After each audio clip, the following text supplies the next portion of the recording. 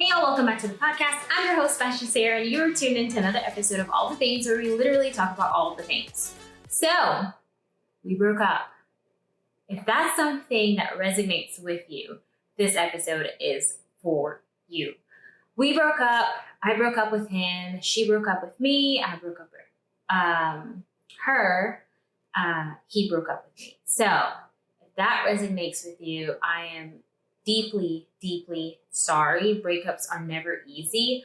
I have broken up or been in a breakup per se. If you know Jared and I's story, I talked about it many episodes ago where I broke up with him. I think it was a total of 3 times.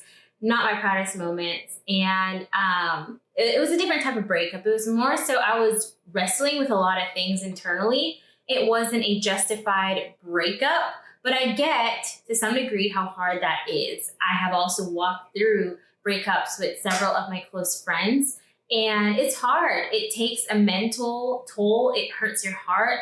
It takes a physical toll on your body, and there's a lot of self-discovery and reflecting that goes on in breakups. So for those of you who, we broke up, I broke up, I'm heartbroken,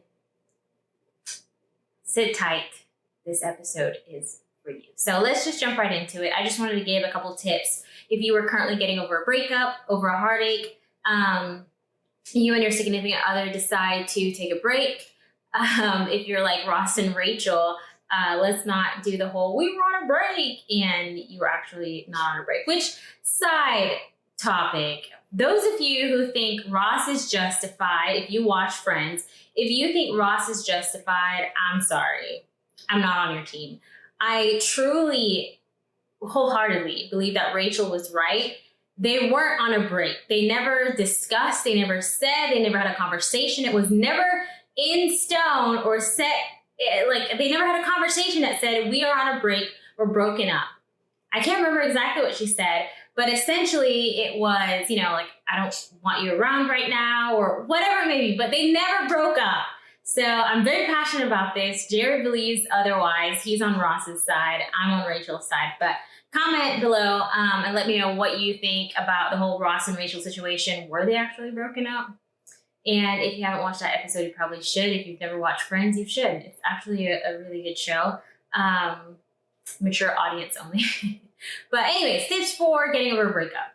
Every Life is America's pro-life diaper and wipes company. My family absolutely loves them. There's no harsh toxins. There's no chemicals. It's perfectly safe for your little one. We love Every Life, their mission, their vision, everything about them. Use my code VASHTI10 for 10% off your first order. That is VASHTI10 for 10% off your first order.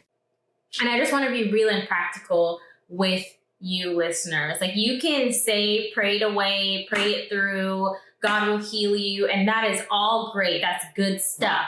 However, you can't just pray away a heartache. You can't pray away a breakup. You can't pray away the emotional turmoil that comes with a broken heart. So, which that's funny I'm saying that because my first tip is, however, commit everything to prayer. Prayer is important.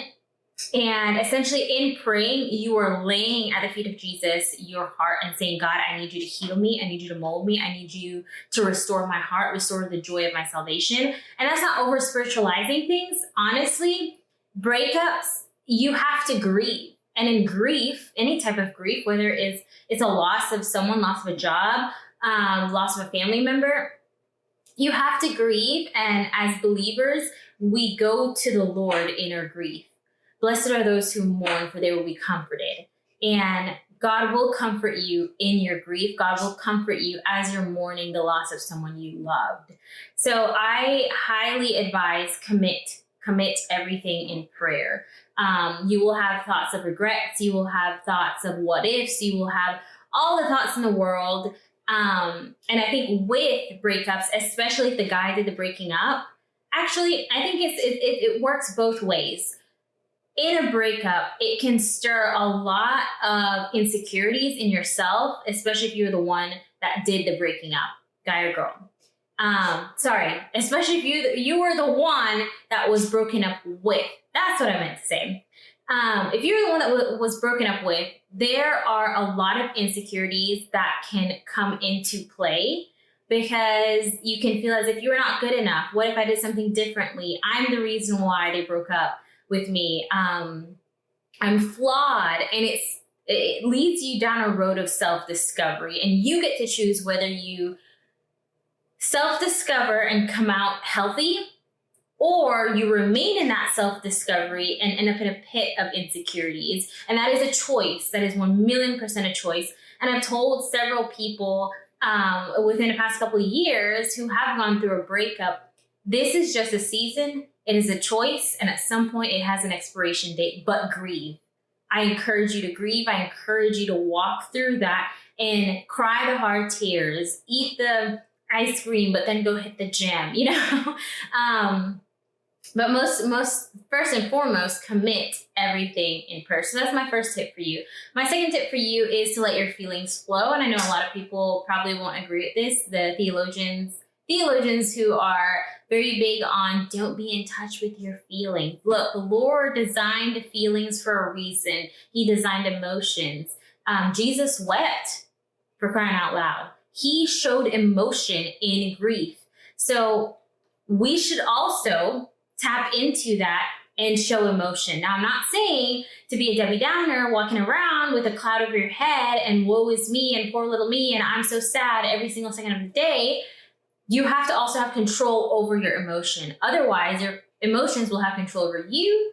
And one, you'll be miserable to be around with. And two, that will delay your healing because you're so focused on the feelings that you're not seeing that there's a light at the end of the tunnel. So tap into your feelings, let your feelings flow, cry it out, find a friend to cry with, to talk with, to talk through the things that you're feeling, the thoughts that you're having, because you aren't meant to do life alone.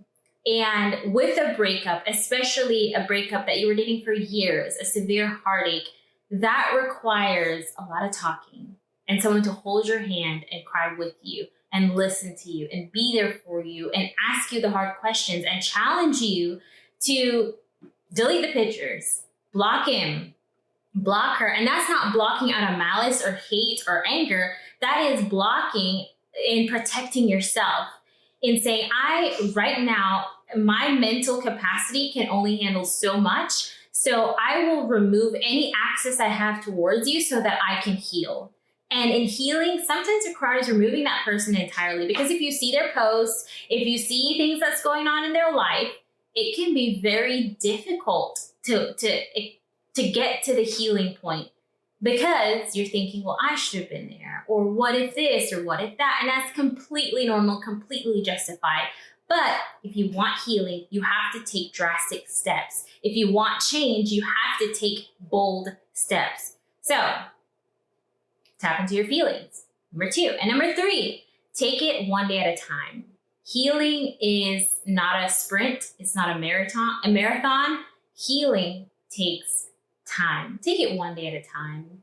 And if you have a friend that's telling you, it's been 3 weeks, it's been a month, it's been 2 months, ditch that friend. They don't know what they're talking about. They're obviously you've never been in love before. It takes one day at a time to get over a breakup. And I will insert this here. If you guys were ever sexually involved, it will take a very long time to get over, quote unquote, that breakup. Because whenever you are sexually involved in a relationship, that creates a deep connection with someone. You gave a part of yourself to her, and he gave a part of himself to you. That is so special and requires a deep connection. And the Lord, yes, can redeem that. The Lord can heal those wounds. However, it won't take overnight to heal that. And it won't take another person being sexually involved with to get over your breakup. That's just adding on wounds and compounding the problem. So take it one day at a time. If you were sexually involved, if you had any type of physical relationship with them, outside of like kissing, and kissing is intimate, don't get me wrong, kissing is highly intimate, but outside of kissing, if there was anything more, it will take a lot of time. Be honest with yourself and forgive yourself. Because especially as females, I feel like when we go into relationships, we want to give our all. And I have friends who have been honest about this. They gave their all. And when I say their all, they gave up their virginity for someone that they loved. And then 2-3 years later, they broke up. And there's so much regret. And it's, well, I thought I was going to marry them, so we went for it. And it hurts. There's a lot of pain, and there's a lot of self-inflicted shame. But God can heal, God can redeem, God can restore. And I have friends today who are married, happily married, who had made past mistakes in previous relationships, but their spouse doesn't hold that over their head. And that's because they married someone really good. But they also forgave themselves, and they understood, hey, this was a time and a period in my life where I really wasn't thinking straight, and I thought with feelings more than practicality. So I say all that to say, it will require a lot of time. Give yourself a break and take it one day at a time. Next tip is practice self-care. With breakups, and Jared was talking to me about this too. I asked him his opinion on like, what do people struggle with breakups? And he says one of the biggest things is people either overeat or undereat. And that is an issue that people overlook. And culturally, we encourage the overeating. And I mean, I mentioned it earlier in this episode. I said, eat the ice cream, but then hit the gym afterwards. But truly, in movies and in TV shows, we see girls go through breakups, they binge eat ice cream, and they have a bunch of snacks, they're crying. There's nothing wrong with that to some degree. I do believe you need a community of people to be with you and walk with you, pray with you. And if a bag of hot Cheetos does the fix, hey, why not?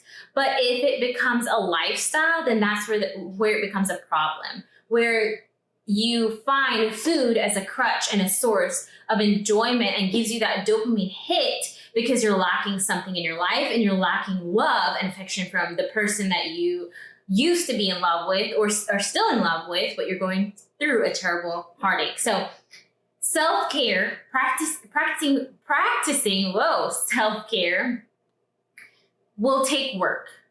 And there's either one extreme or the other. And for some people, they don't eat and they don't want to eat. They don't desire to eat because there's such a major pit in their stomach that they feel sick because they miss the one that they love. If that is you, if either end of the spectrums are you, I would highly encourage you to find someone to keep you accountable and check in daily. Hey, have you eaten today? Hey, what did you eat today? Do I need to come over and clear out your pantry? Do I need to come over and bring over dinner?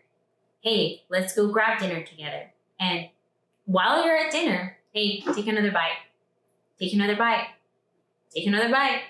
And encourage them to eat, because some people, it drastically affects their health one way or another. Practicing self-care also includes, if you're a girl, go get your nails done. Go do your hair. Get that hair chopped. Go shopping. And all of this, I'm not just targeting food, but anything that can become an idol and a crutch to mask the pain of a broken heart. So it does require self-control in all these different areas. But self-care, take care of you. Do something new. Go travel. Go somewhere else. Refresh your mind and see the world from a different perspective. If you're a guy, have a guy's night. Have a bro night. Go play Fortnite, pickleball, whatever. I don't know what boys do. My husband, he plays pickleball and he plays Fortnite and the Smash Brothers and Mario Kart, Mario Party. I don't know. Do what boys do and go hang out. There are plenty of fun things to do to clear your head and reset that doesn't require over spirituality. Because I think too, sometimes as believers, especially seasoned leaders, we think, oh, just spend your time in the Word of God and you will be perfectly fine. Let's be realistic. That doesn't fix anything. Yes, feeding your spirit with the Word of God, feeding your spirit with worship music and renewing your mind and plugging into a spiritual source is vital. However, you're also supposed to enjoy life. And it might require you to take a trip down to Waco, or go to Paris, or go to Greece, or just hang out with some friends and laugh and have fun and talk and be real. You have to have balance, and you have to have both.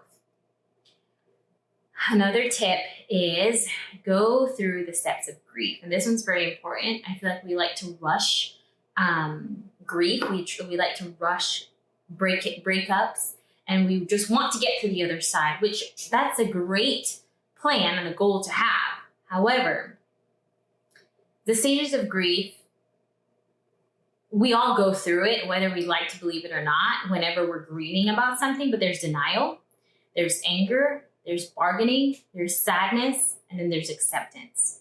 And we just immediately want to jump to the acceptance without going through the other stages. And if we immediately jump to acceptance, what we're essentially doing is brushing the whole issue under a rug, and it becomes a mountain pile of emotions that one good thing could trigger you, and it comes exploding. So I encourage you. Denial. No, we're not really broken up. No, he'll come back. No, she'll come back. No, maybe it'll work out someday. Anger. It's okay to be angry. Angry at yourself, angry at them. And then you bargain. What if? Maybe this, maybe that. And then you finally hit sadness, where it's almost acceptance, but you're sad. Man, I lost someone. I really love them. We had a really good time. And then you accept it. You accept it and you say, you know what? We're broken up. That was a time and a season of my life. I made or may have not made mistakes. This was the right thing, or maybe you feel like it wasn't the right thing, but you've accepted this is where you are now, and it's time to move on. Go through the steps of grief. Don't feel as if you have to get to the acceptance the day after you've broken up. It takes time. Your heart is very fragile, and it takes time to get to that point where you're ready to move on and say, this is my new life. And then lastly, this is a big one. Do not date too soon. Oh my gosh, don't date too soon. I've seen so many people just jump into relationships right after. And here's the thing. If you broke up with someone and you immediately jumped into another relationship, say 2-3 weeks later, especially if this was a relationship that you were in for a year or two, that's called like a long-term or a very long relationship. You were in a relationship that was over a year long, and you broke up and with that person, and you jumped into another relationship fairly quickly, major red flag. Either you're using that person as a crutch, or two, you never truly loved the person that you were in a relationship with, and that person that you're currently in a relationship with now was orbiting in your second option or your first option the entire time. Or I wager to say you're playing around and you were talking to that person while you were in a relationship, and that's why you immediately got into a new one with them when you broke up. So major red flag, major red flag. Take time before you jump into a new relationship.